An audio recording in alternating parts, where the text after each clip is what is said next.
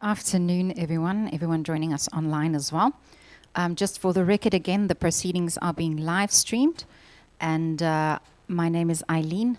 I'm from the Human Rights Commission, and this is Commissioner Makwetla on my right-hand side, and Commissioner Sibanyoni, the chairperson of the panel, on my left-hand side. So for the afternoon session, I can confirm that we have the Office of the Premier today joining us in person, and they will be doing a presentation, and it will be, I think it will also be projected as well. And after that, we will be joined by the King's Children's Home after the presentation from the Office of the Premier. I think, Commissioner, can I give over to you for the introduction and then as well as the commissioning of the oath? Thank you very much, Dr. Carter. Good afternoon. You are going to be talking, both of you, am I correct?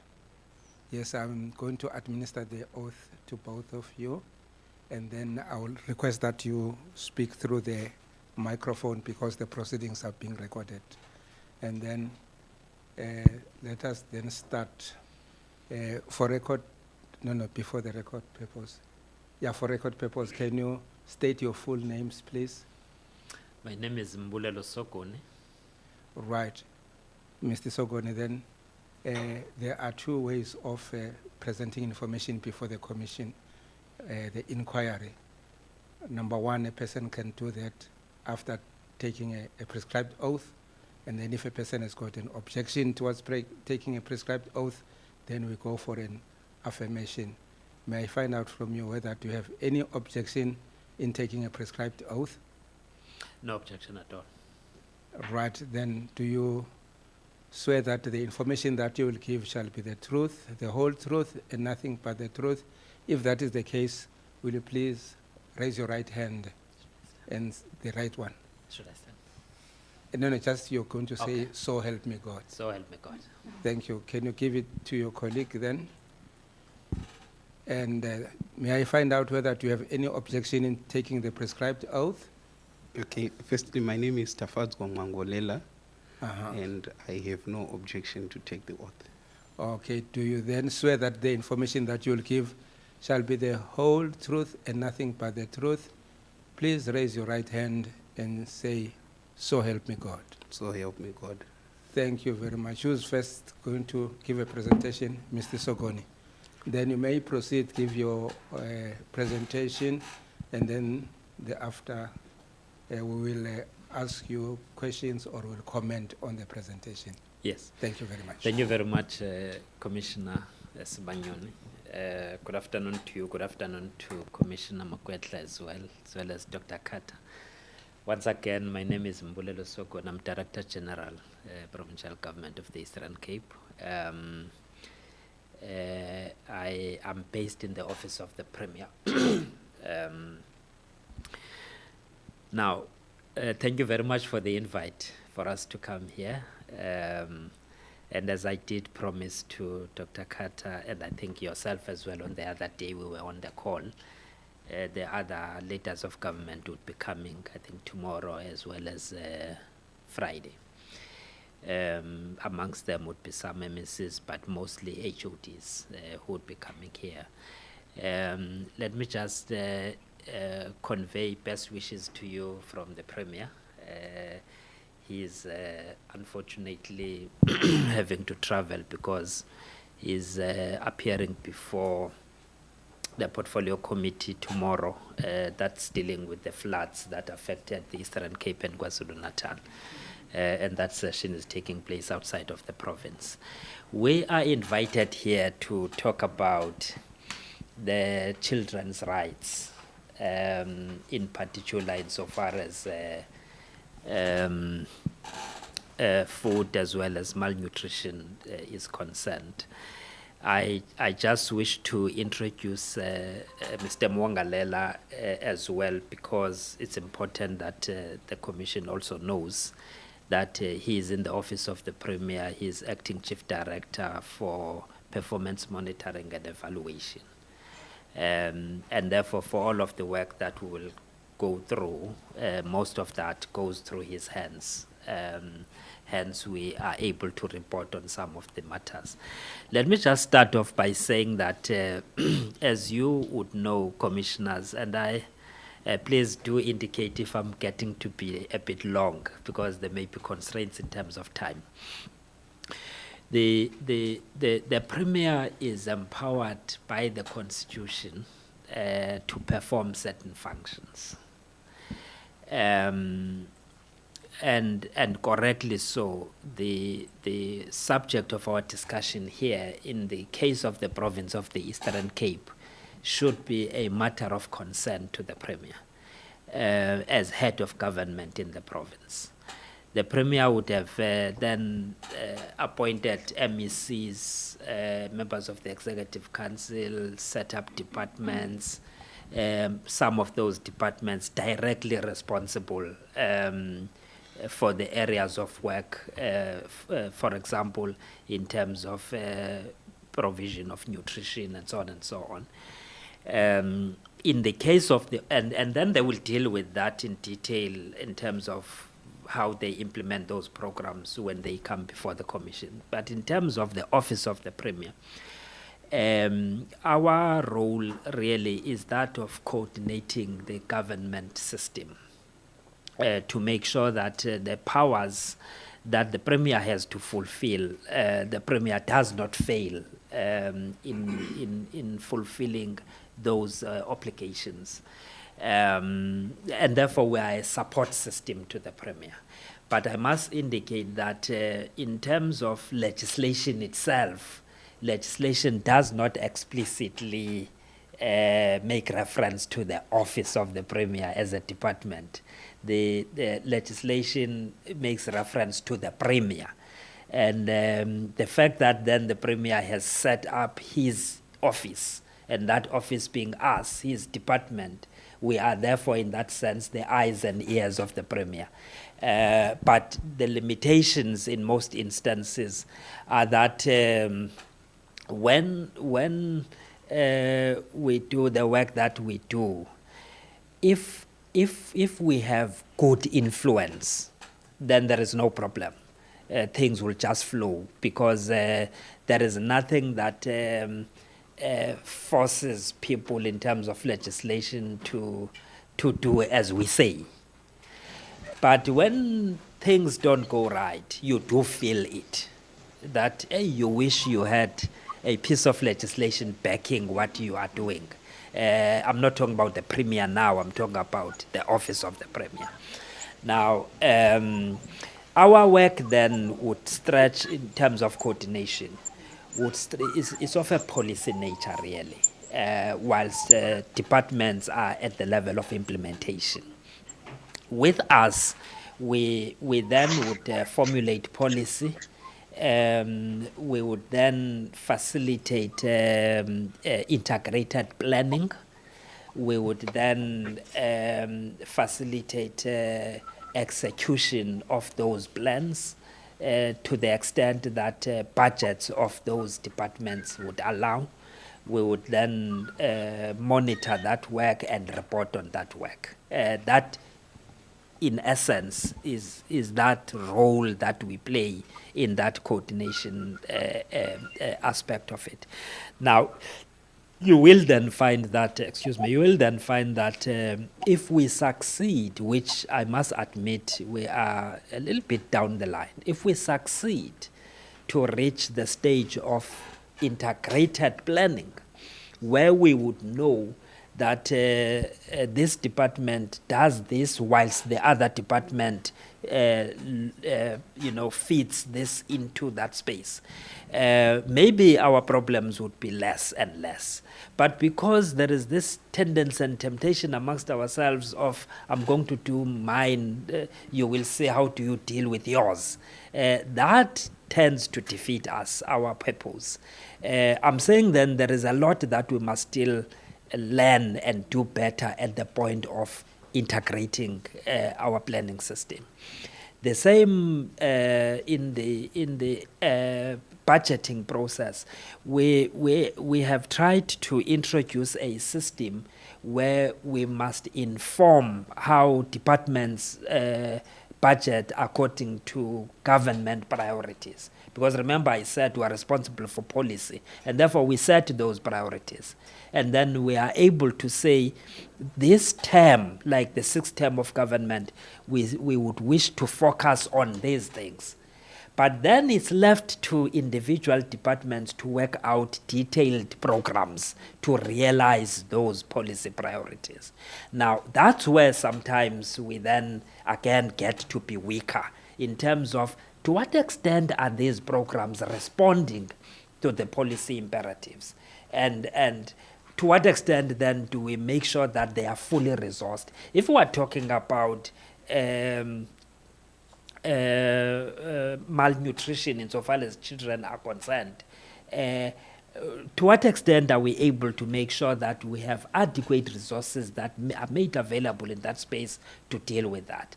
Now, that's where we then, as the Office of the Premier, we go further then and involve other partners. For example, you would have seen in our province where there would be a gift of givers and so on, working with government to make sure that the gaps that are there that we ourselves are able to identify are closed. Now, I'm saying in summary in this area, we would plan according to those policy priorities. We would facilitate implementation, but at the point then where we must monitor and report on that work, we do pick up a lot of gaps ourselves.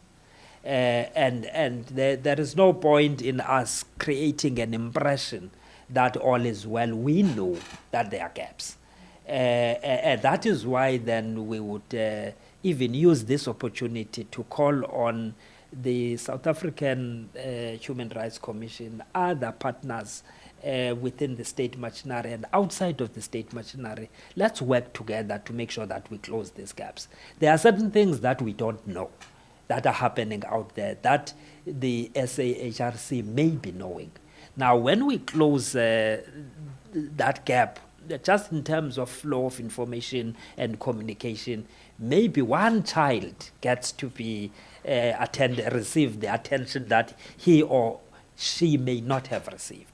Now, I'm saying then, as I conclude and asking my colleague Tafatso to take over, I'm merely emphasizing the point that this is an opportunity. We view this more than accountability. Yes, it is.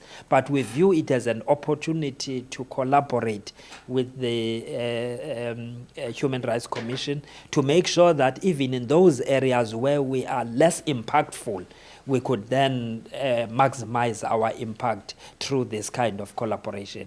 The Office of the Premier then, working with the departments that are still are to appear here, we are looking forward to whatever report may emerge out of these hearings. There are a number of other stakeholders that are coming before the Commission here. Let's pick up the issues that are being raised. Let's attend to some of the matters that we can attend to make sure that government in the Eastern Cape gets to be in a better position now that we have had these hearings. Because we wouldn't like these hearings to happen and then it's like nothing has happened. Thank you very much, Commissioner and Commissioners. Let me then ask Tafi to take us through the presentation. Yeah, thank you. Thank you once again. So maybe I forgot to indicate the reason, amongst others, I'm asking Tafi to run through the presentation is I'm really not feeling well. I went to see the doctor this morning. I'm actually booked off, but I thought since I had committed myself that I would be coming here, that I would still want to come. But I did ask Tafi then to run through the presentation. Thank you. Yeah, the background has been provided in its entirety. I'm just lifting on the preamble. I hope my slides are moving the same time. They seem to be different. But the instrument that we believe in, or the 10 commandments that drives our work, is the Provincial Medium-Term Strategic Framework.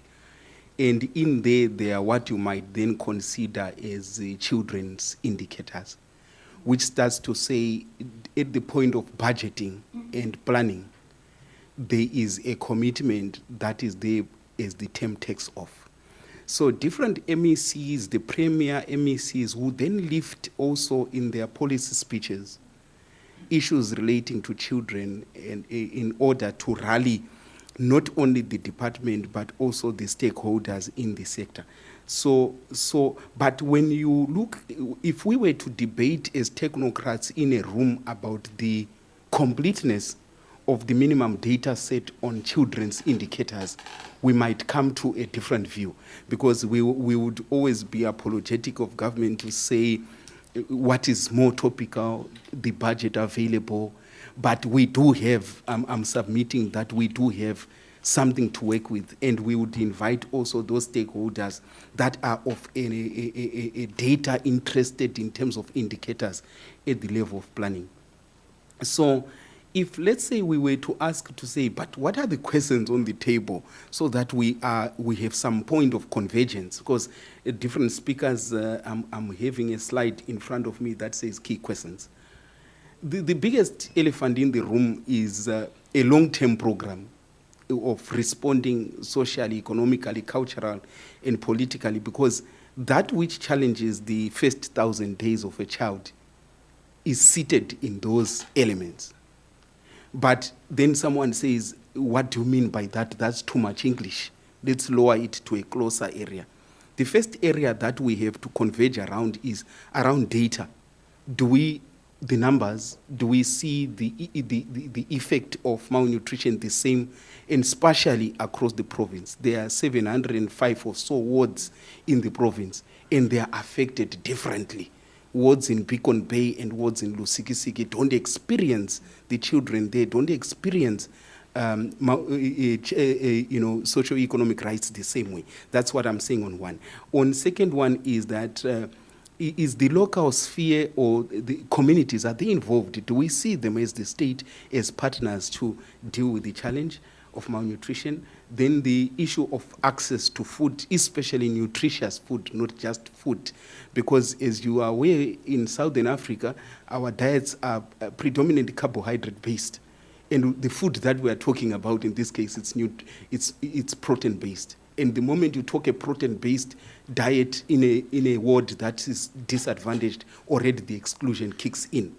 Then we are also talking about understanding the violence that malnutrition causes in the whole life of a person, because it then challenges your life expectancy. It then challenges the way a child gets to participate even in school. So you are robbed of a future if you are suffering from, you are coming from a minus zero. That's how we are interpreting where we are operating in. Then there are also those that argue that maybe you have not understood that food is there, and you have not just put systems to harness food to where it is needed the most. So those are critical questions on the table.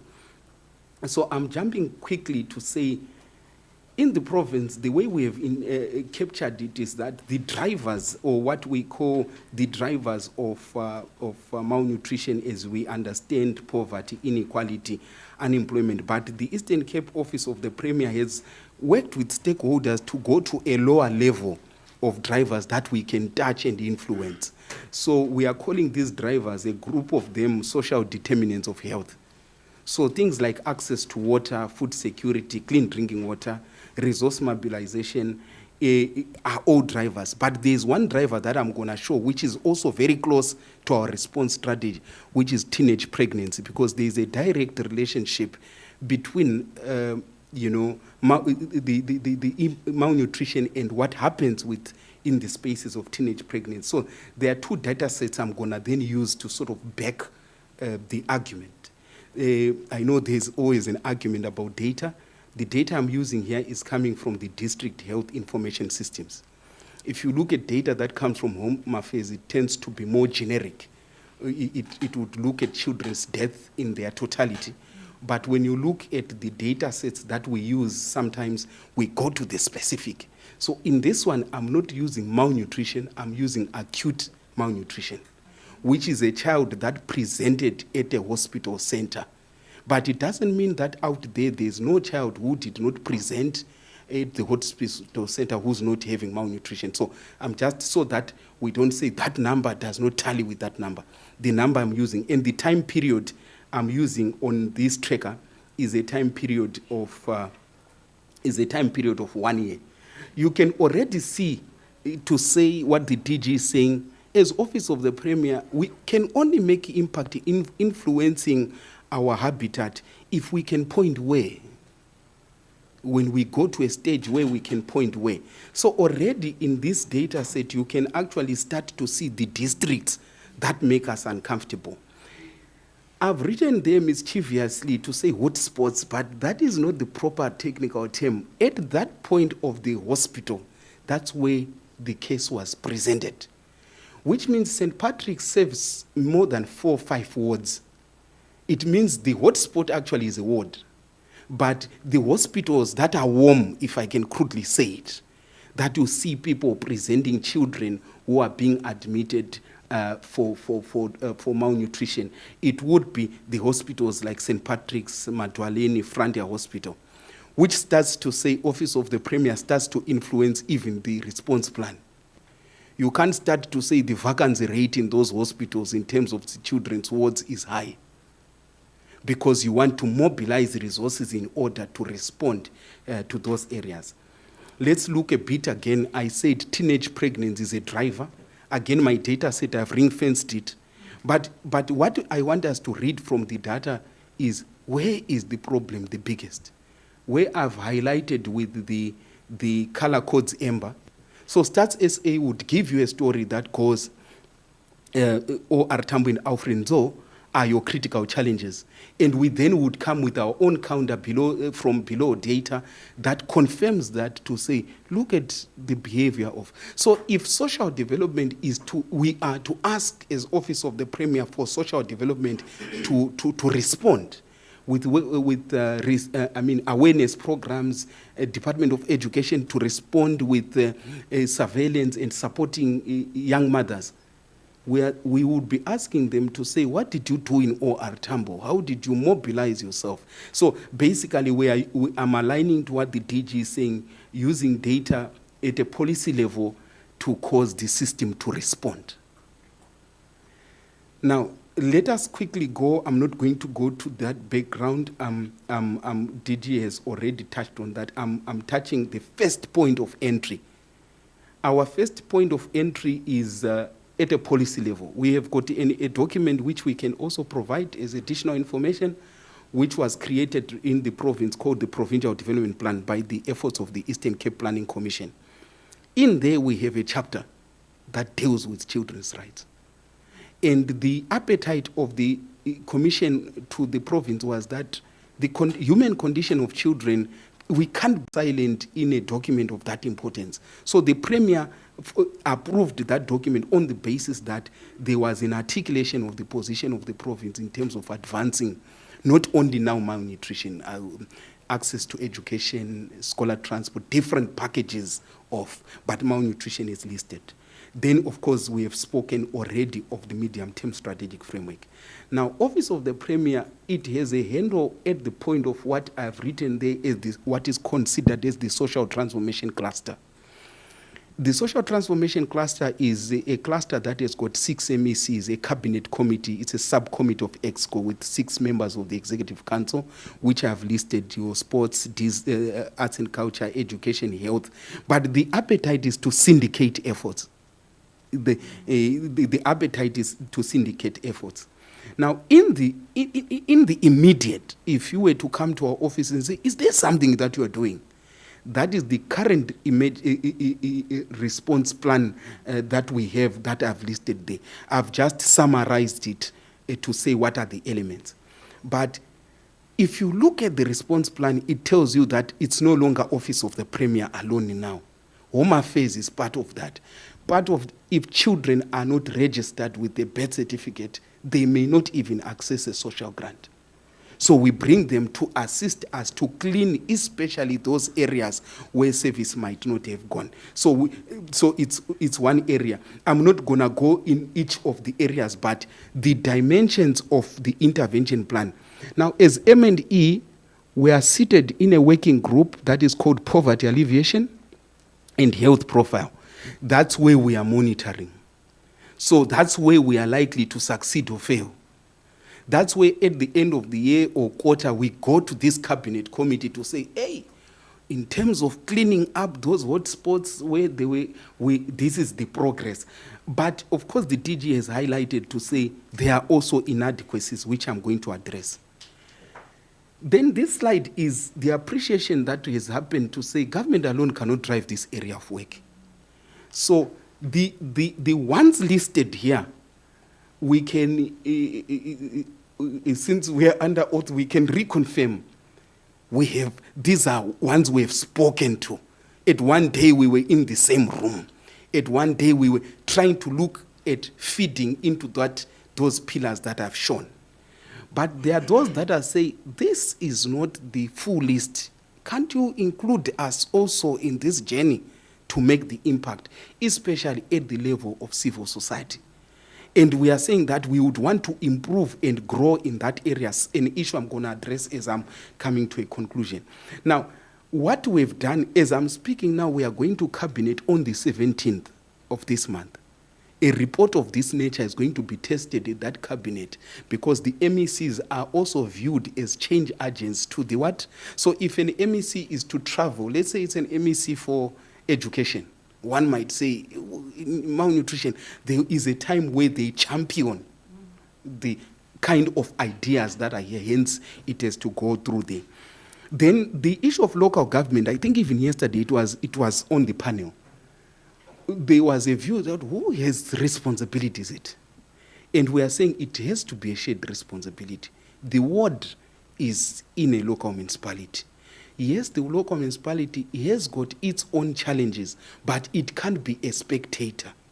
With its challenges, it has to be a participant. So the hospitals that I listed above, they can fit into that matrix of those hospitals.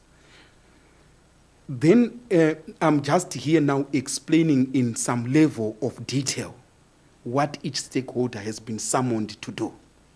The registration of children, that's the next slide, registration of children, home affairs, social assistance grants.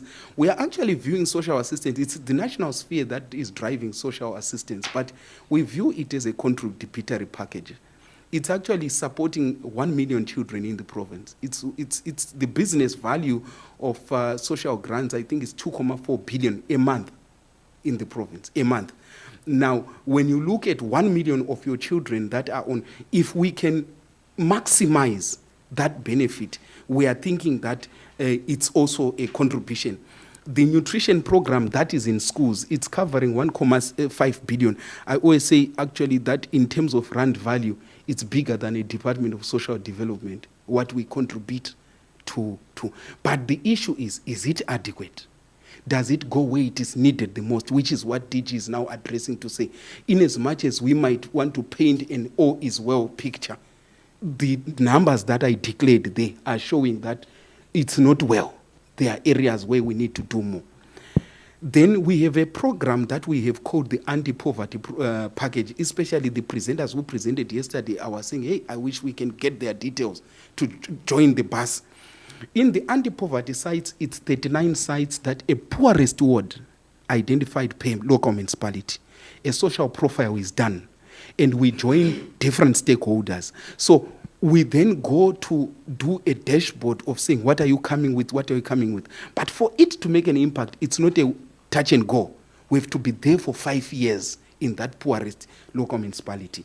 Quickly, we are also saying the access to grade R, because we are saying it's a contribution towards development. Then we're actually saying that our schools, we have been tracking those schools with primary schools to provide a grade R class, especially in the rural areas. We are also adding things like school safety programs as contributory packages. We are also taking a stronger view on children with learning disabilities, because they are also affected. As I'm then closing towards the 2 slides, there are risks that remain on the table, but I'm not going to reiterate them. I think DG has covered me. I was just trying to be technical about it, but DG is saying there are those things that we have not done more. But I am liking risk number 3, fragmentation, exclusion of non-state actors. Now, we have been involved in the past month the first chunk of what we did, we tried to meet all the civil society organs in the social development sector, a session that culminated into a deal that we sort of agreed. We then participated in the 3-day session that took place last week as a province now with the president in Pretoria. And me having participated in both, because Office of the Premier was the facilitator working with social development, it was glaring that we have not harnessed the capacity of civil society. The second thing that was glaring there by observation was the maturity of civil society is very different. There is a civil society that seems to have better capacity to work with government, but I think we need to find the chemistry to work with that section of civil society. There's one that depends on the state and it has no choice, we have to work together. That one seems to say we can work together. But there are those that can harness, especially from private sector, supermarkets end. They seem not to, we are unfindable, if I can crudely say it. And that's the sector that we committed to ourselves in the province and to the president that we want to work better with. They can go better to business, they have better legitimacy, and they need to be linked to our communities with better legitimacy. So the two faces can be aligned. Then as I close, I've put 5 pointers there that the DG has already spoken to. In terms of oversight, we are oversighting through the Social Transformation Cabinet Committee. In terms of acceleration of local solutions, we have projects that we now have that are working in those areas that I tempered with saying they are hotspots. We are also saying let our service delivery monitoring system also be a bit quick, early warning, surveillance to pick up. And we are also saying at a country level, this inquiry can start to lead to a food bank policy of the country, a positioning that starts to redirect food where it is needed the most. And lastly, we are speaking, especially now, we are speaking with lessons from COVID-19, where we notice that by syndicating efforts, whether you call it the Solidarity Fund, you gain traction into communities. But I still confirm the view that has been raised by DG to say we are still at the back foot because one death is too many. Thank you. Thank you, Tafi. Commissioners, just one parting shot. Money is never enough. And in the Eastern Cape, we also have that problem, just like Northwest may have and everywhere else. But I think with the little money that may be available, just sometimes our attitudes, just the how part we approach the work that we need to do can go a long, long way with the little money that is available. I just wanted to leave it at that. Thank you very much. Thank you very much, DG. Mr. Mungalela, I think we have access to your presentation now. It's been a very informative presentation, and some of the data I've not seen before. So that's very helpful to us. And I think also it's very helpful to the stakeholders watching. You would have noted that there were stakeholders presenting, and I gather that you've tuned in on the lack of access to data. But let me pause there before I go into my questions. Commissioner Sibanyoni.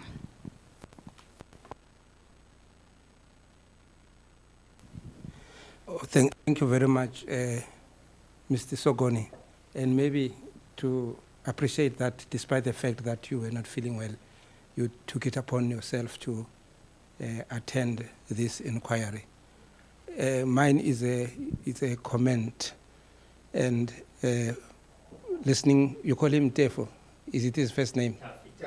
His first name? Yes. Or during our time, we were not allowed to call each other by first name. It was imperative that you must use the same name. Mwangalela. Yes. Mr. Mwangalela, I listened to your overview. And then to both of you, to me, it's just a comment to say, I have a sense that you you realize that we are serving the same community. On our side, we are an institution that is a watchdog on whether or not these rights are being realized. And I picked it up that you are led to say where are the gaps, and then you will be prepared if the Human Rights Commission points to the gaps to say 1, 2, 3, or ABC. Please attend to that so that you'll be accountable. That's a comment from my side, not a specific question, Dr. Carter. Would you like to comment on that, or can we proceed with the next one? Well, I could not agree more with what Commissioner Smayone was saying. It's exactly the way we say it. Thank you very much, Commissioner. Commissioner Makwetla? Yeah, I don't really have a question, but somehow I heard that in the Eastern Cape, something like 60 million rand got returned because people who wanted children or whatever came to you and you didn't get them anti-grant money, or am I? If you're referring to the 67 million that was returned from the social distress, social development. I'm also going to touch on that, but would you like to make a comment in respect of that specific one? It's a concern to us as well, Commissioner Makwetla. It's a concern to us. In fact, the Premier would even put it much more in much more stronger terms to say it's unacceptable. There is an explanation. The explanation being that the money was allocated late in the financial year, and then the procurement processes took their time to mature and actually yield the kind of service provider who could perform on that contract. Now, I'm saying whatever explanation is unacceptable, as the Premier would put it. And therefore, when we get to be faced with those, they don't paint us well out there. They don't give a good impression of ourselves, because look, it's all about us planning properly.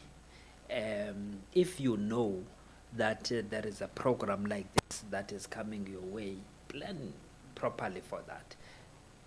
Put in enough capacity in place to be able to execute on that program. Now, the reason we are disappointed when things like this happen is that it would affect schools as well, where we're supposed to build schools, and we don't, and money gets returned when we are supposed to do other things. Now, and therefore it's not an isolated matter. Because if it was an isolated matter, you could then say, oh, maybe there was really a serious problem. But when something tends to be kind of endemic, something that now we need to be like, should be accepting that in the Eastern Cape is going to happen, whilst it should not be happening. Because remember, we as government officials are appointed, are employed to do exactly these things. When these things then don't happen, why must we be there? I'm saying then, Commissioner Makwetla, I wouldn't even want to justify it. We are as concerned as you are. It should not have happened. It should not happen again. But we do pick up lessons from these things. Thank you. Thank you, DG. I think I've got a few comments and questions, and with Mr. Mongolela having followed the proceedings as well, I don't think the information that I'm going to share is going to be new. I have the privilege then of you having listened in and being able to follow. So the first comment I'd like to make is that we've heard now for the past 2 days that 27% of the kids in our province is stunted, which then basically means they're not getting enough and the appropriate nutrition to keep up with their peers. Now, that would mean that in a few years' time, or let's say in 10 years' time, 20 years' time, we will have 27% of our Eastern Cape population adults who won't be able to participate to their full optimum in the economy, be taxpayers, bringing money to the fiscus. So in the long run, it's very damaging. If we look at, what it can, the effect it can have. In the short term, it is an absolute tragedy.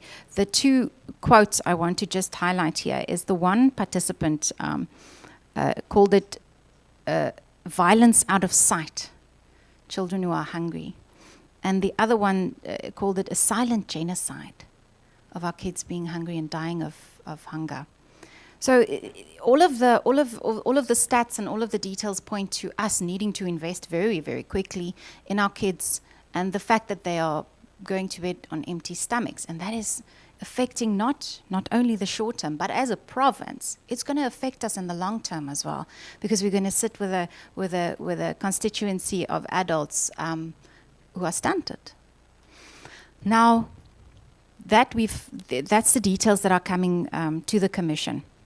Now, in view thereof, and we've put that to a few participants as well, is there no opportunity for us as a province and for yourselves as the Office of the Premier to almost reconstitute this Provincial Command Council, or what we like to call the task teams, in a short period, to call to the table all these relevant stakeholders and conveners to say that in a question of 6 months' time, let's coordinate some form of emergency intervention that can address this and this alone, because it's a very I don't want to use the word simple, but because it's certainly not that, but it's a basic concern here. It's kids who are hungry, and the result should be how do we get food to the kids?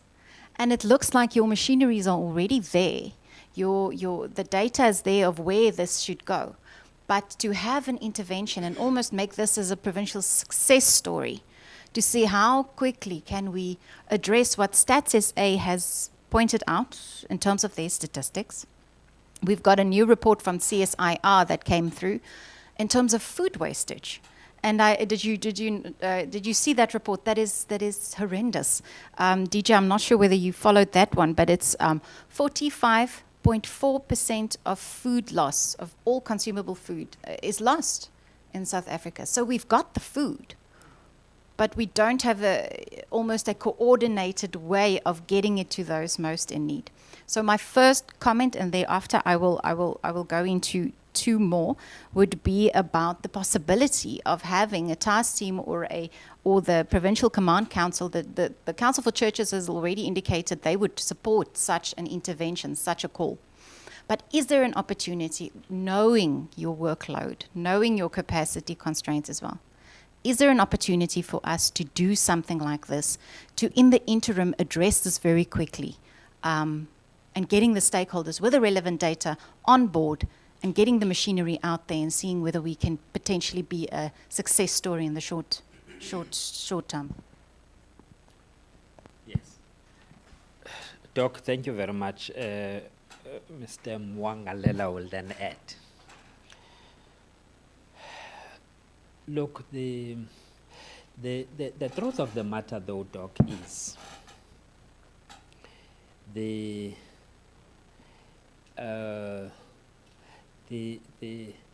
social safety net in our country since 1994 has improved a lot.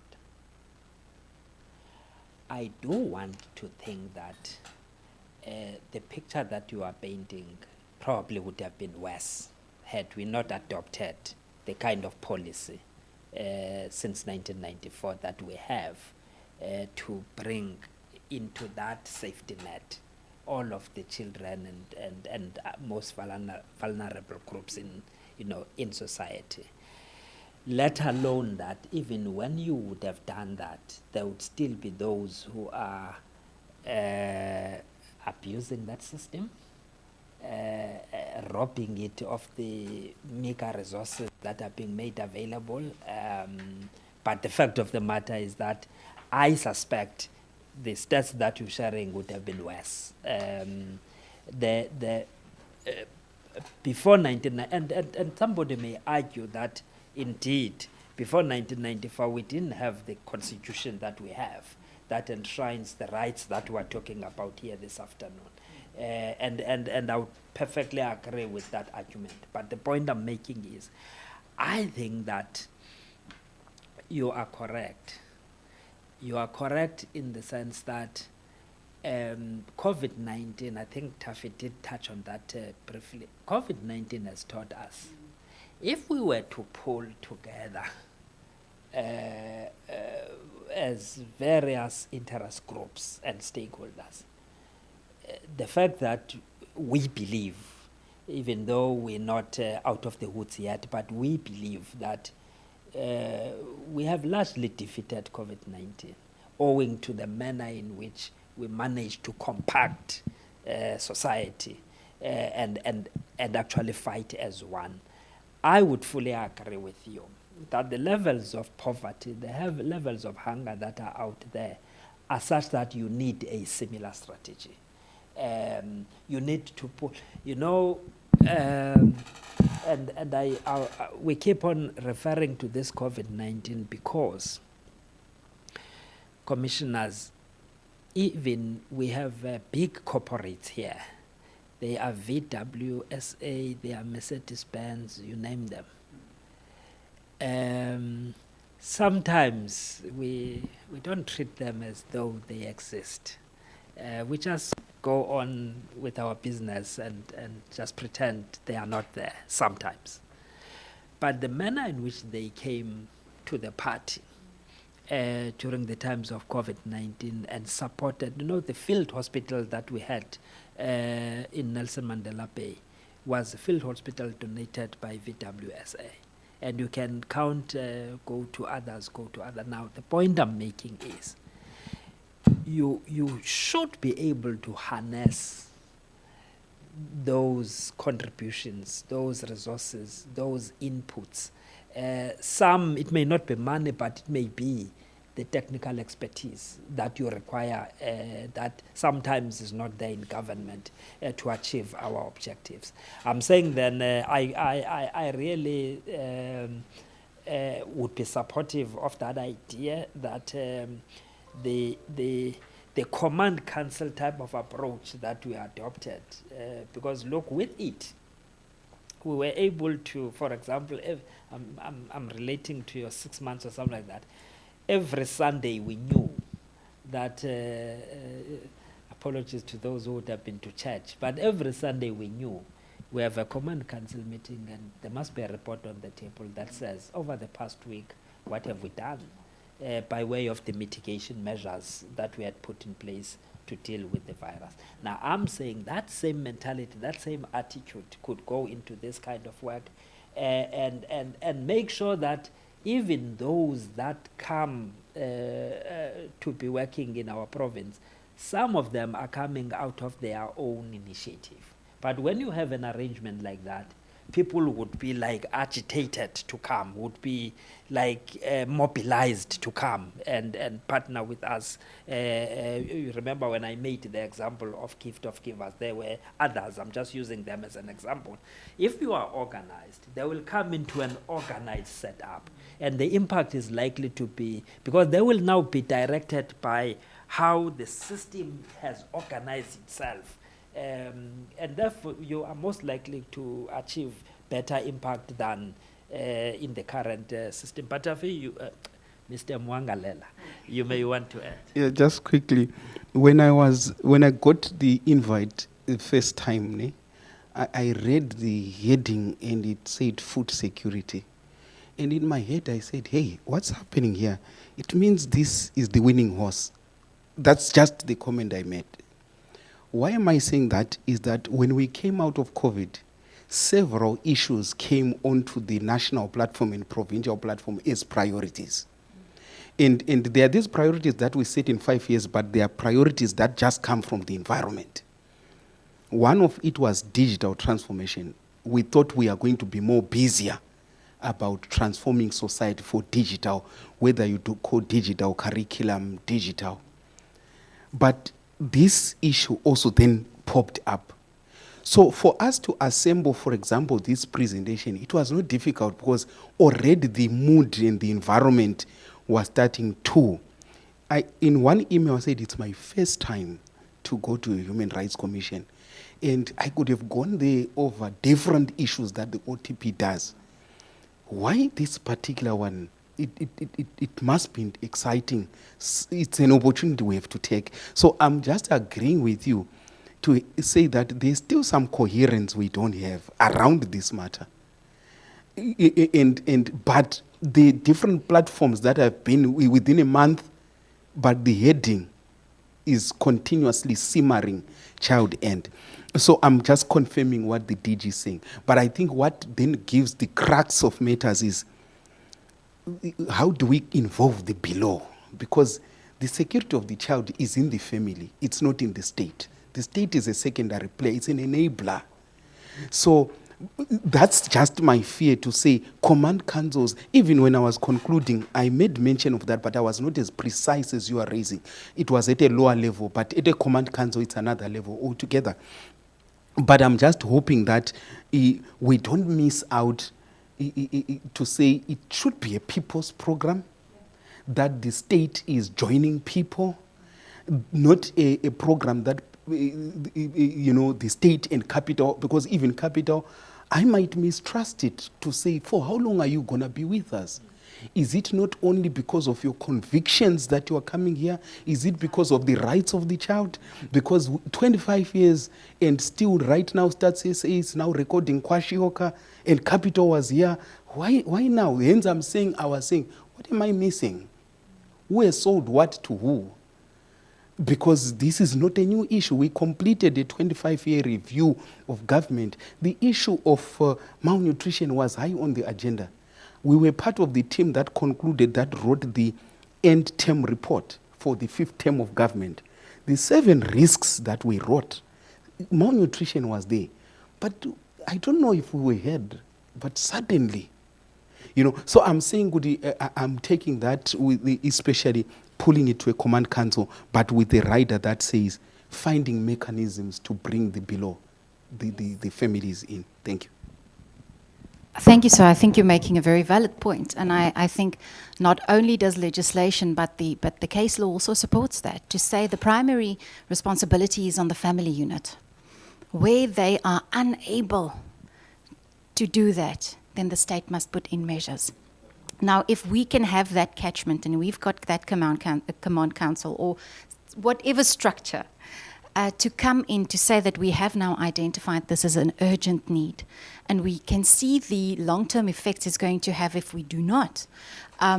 One can see to gather the already available mechanisms in order to respond better, like DG is indicating. Once that structure is well oiled, parties will easily come to the table. So my second comment would be in respect of the different stakeholders that appears on your slide. I'm not sure whether we can go to that slide, but it appears that it's quite varied. And even the ones that we have invited to the table this time around may not have included all of the government departments who clearly have a role to play in some form or the other. We've focused on DSD, and DG, thank you so much for the comment that you made, that it is unacceptable in terms of the return of monies to the fiscus. But we will be engaging them directly as well as Treasury to understand how does this in fact work. Because as a footnote, and Commissioner Sibanyoni will echo me on this, we've also engaged with COGTA and the Disaster Management Center, where we've noted some peculiarities in respect of Treasury requirements, that money would in fact be returned because of a financial year dateline that they did not wish to amend. And then we would be returning money as opposed to just having certain measures in place to respond to an urgent need, such as would be a disaster or the rights of the children. But anyway, so what I want to highlight to you is that departments that are almost periphery to our discussion are coming very much and highlighted in this inquiry. One would be the department, say for instance, of water and sanitation. Local municipalities in their roles as or districts as water service authorities. Because each and every time we are hearing that food security is being affected by climate change. Now, climate change and the effect that we've seen as the province, even in the past 2 days, the storms and the disasters that are facing our province, has an effect on food security and on subsistence farming. Now, the thing that we have heard here quite frequently is that people need rain catchment facilities in order to enable them to have backyard gardens. Now that should be a low-hanging fruit. DG, you've indicated even to in the private sector. We know that local municipalities have, during COVID, also pushed for that. We know the Department of Water and Sanitation has pushed for that.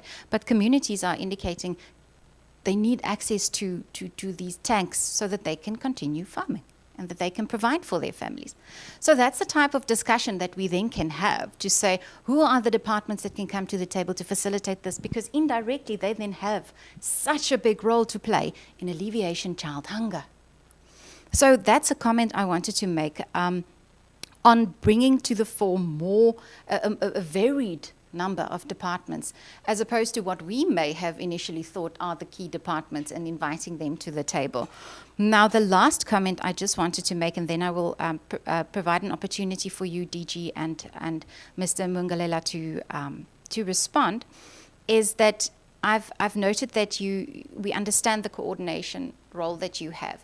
But what I see as an opportunity is that the Office of the DG can, or the Office of the Premier, can set priorities in policy. Now, I don't think there can ever be a greater priority than not having 1,087 children in 1 year being faced with acute malnutrition, or 116 die because they're hungry. So my call to you, and that will be surely reflecting later on in our reports that will be emanating from this inquiry, would be to keep that in the back of your minds. If there was something that the office can come to the table with, we're just highlighting that specifically. So those are my comments, and if you would like to comment on that as well. Thank you, Doc.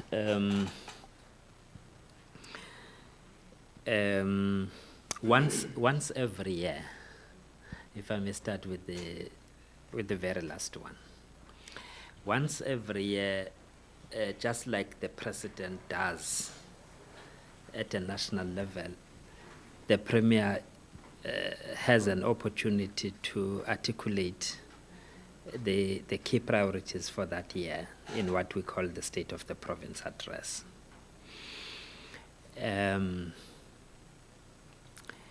We have always made a reference to the issue of fighting poverty, as you would appreciate that unemployment, poverty, inequality are key in now. But just in the manner in which the South African Human Rights Commission has packaged this program, and what I see emerging out of these hearings, it says to me that we probably will have to find even a better articulation of that same thing, followed by better execution of these ideas that we have. And I may say we have always had, but it becomes a different matter. How do you translate it from that which you know must be done to that which practically gets to be done? I'm saying then that I have no idea that we will pitch this again when we do our suggestions to the Premier, when we do forward our suggestions to the Premier in terms of what needs to be covered in the State of the Province address. But I'm linking it to this process because it's bringing up even new insights in terms of how could we approach it, which I think it's quite important. For example, I never thought before I came in through this door, I never thought about the value that these stakeholders could contribute in the manner in which has been suggested here to deal with hunger and poverty. Now, I'm saying those are ideas that we need to take out there and prepare for the time when, if our leadership says, okay, this is the way we go, we should then be able to run with the ball and actually implement programs that are linked to that. Now, you may find then that some of the things may appear not new, but how you deal with them, your attitude towards dealing with them, I keep on saying, because I've made this point, yes, we may not be having a lot of money, but sometimes even that 5 cents, how you deploy it, how you utilize it becomes important. Now, and therefore we are taking your suggestion about making sure that top amongst our priorities in terms of shining the spotlight on must be this one. In fact, you will find that of the 7 priorities that this provincial government has highlighted for this term, already embedded in those priorities is this issue of fighting poverty. But I'm just saying it's going to be how do we nuance it in such a manner that everybody appreciates the catastrophe that we are faced with, and how then we must act in a decisive manner to get out of it. The other point, Mr. Bongalela, before I get to you, on the stakeholders like water and sanitation, we may sound like, as they say, this broken record, because these stakeholders have demonstrated during this COVID-19 period how they could work together to achieve, the set objectives.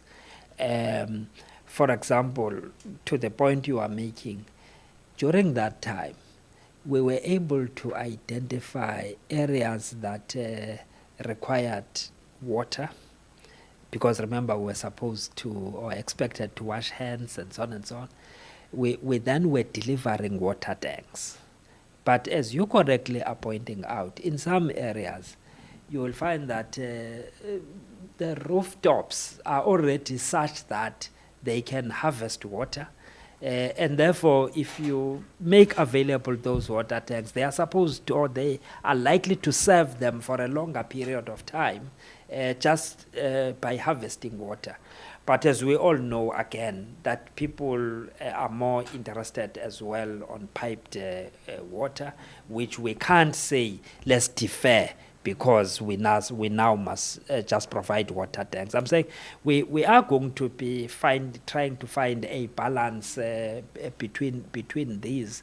The food gardens that you're talking about, indeed we have specific programs through our relevant Department of Agriculture to run with those garden programs. But the other truth of the matter, Doc, which we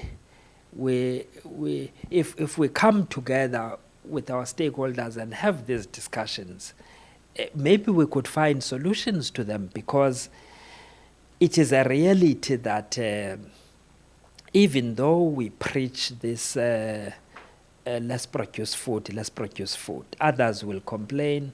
We don't have enough land for that. Others, there is no infrastructure for that, and so on and so on. And government will try to support them by providing seedlings, infrastructure, you name them. But of course, others, they just are not interested. They just are not interested. And sometimes you very incorrectly so. But sometimes you then think that, okay, is it now that these social grants and so on have had an unintended consequence, in the sense that people, because they can draw these and go buy food, they are no longer interested to produce their own food. That's a wrong mindset. But I'm saying sometimes you are forced into thinking about that just by looking at how people seem to be demonstrating less and less interest in working their own small pieces of land. Tafi? Yeah, mine is just on the comment of the report itself. Hey, as I'm listening, because we are also colleagues on the call who are coming from different systems of OTP, whether it's legal, planning, monitoring. And I can tell you, when we go back to debrief, it will be, I told you so. So this issue is now an issue, you know. So I'm just hoping that beyond the procedures of the Human Rights Commission, that maybe we could see a packaging of the report where it's a hard report to meet your obligations, but it's also a soft report that a stakeholder born in Eastern Cape but working in Johannesburg can get an interest to say, I want to assist. How do I contact the Eastern Cape?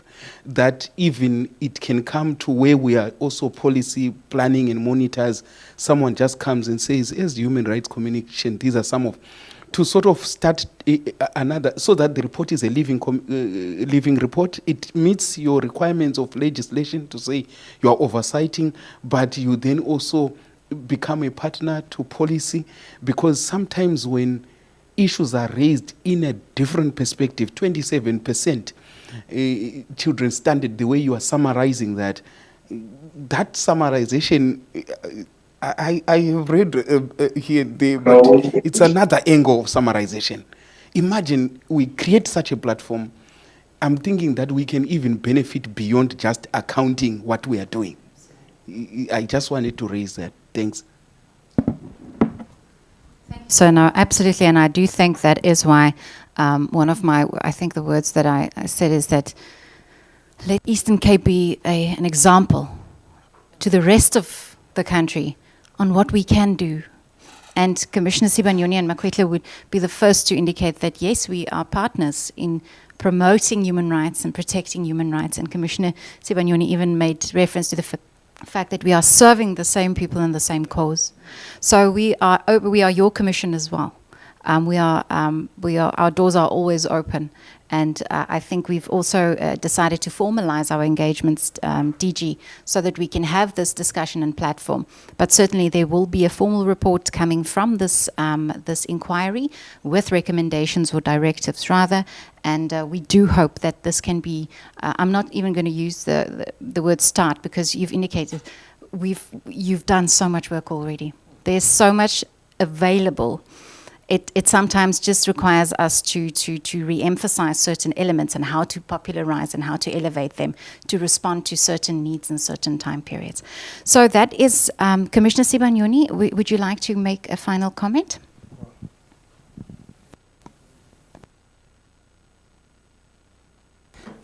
Right. Firstly, Mr. Sokoni, please convey to the Premier that you have passed his wishes to the Commission, and we responded to that. And then, secondly, it was not directed to you when I said in the past we used to call ourselves with the surnames and the like. In fact, I was working for the Magistrates Office, Department of Justice. There was a circular which was saying, even if you were classmate before you come to work, when you enter the gate, this is Mr. Spanioni, this is Mr. Sogoni, and the like. Only when you go out, and then you can call yourself. But please don't, it is not a criticism. It was for me to remember his surname. But you said once every year, the Premier calls the State of the Province address, yes. And similarly, it reminded me of our legislation section number 184, which talks about the functions of the Human Rights Commission, which says, and I want to read it for record purpose, subsection 3 says, each year, the South African Human Rights Commission must require relevant organs of state to provide the Commission with information on the measures that they have taken towards the realization of the rights in the Bill of Rights concerning housing, healthcare, food, water, social security, education, and environment. So expect, because this is imperative, that every year or each year, the Human Rights Commission will be asking to say, please provide us with the information. We are called the watchdog. And I always say a watchdog starts by barking when there are things not happening correctly. It doesn't go on a mode of biting if, for example, the stranger is approaching a homestead, and then the dog warns, and then the dog will not bite, because there will be the owner of the homestead who will say, hey, come in, and then the dog will realize that, no, this one is not an enemy. This one is a friend to the family, and then we are watching that the rights should not be violated. Thank you very much. Thank you, DG. Thank you, Commissioner Makwetla, you fine?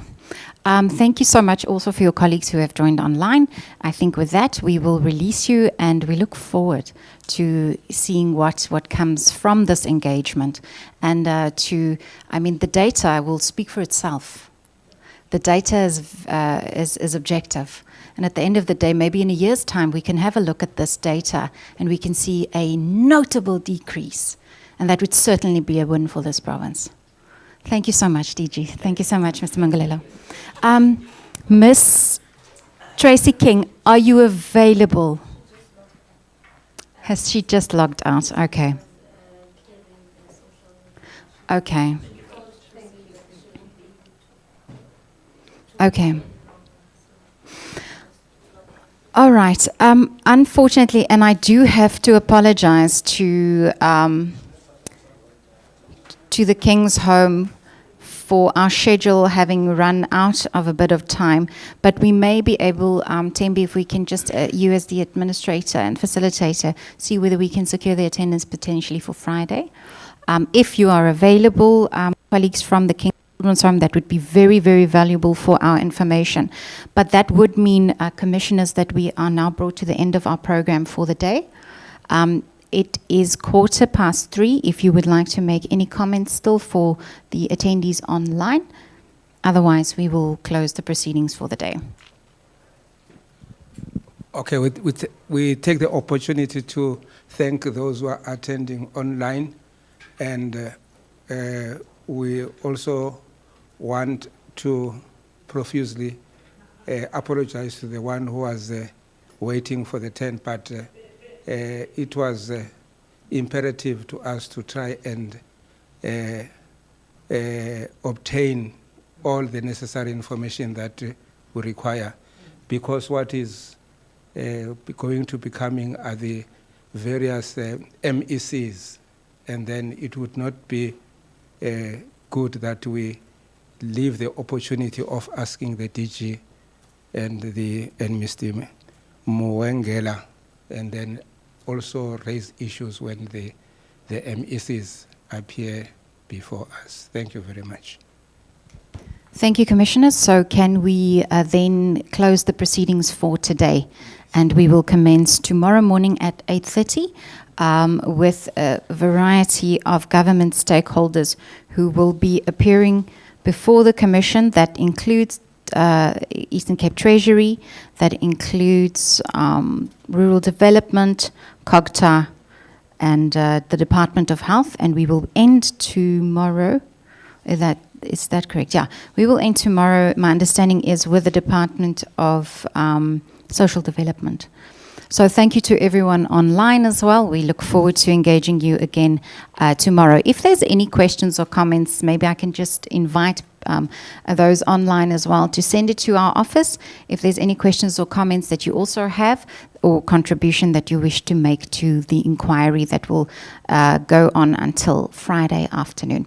So thank you so much. With that being said, we are done.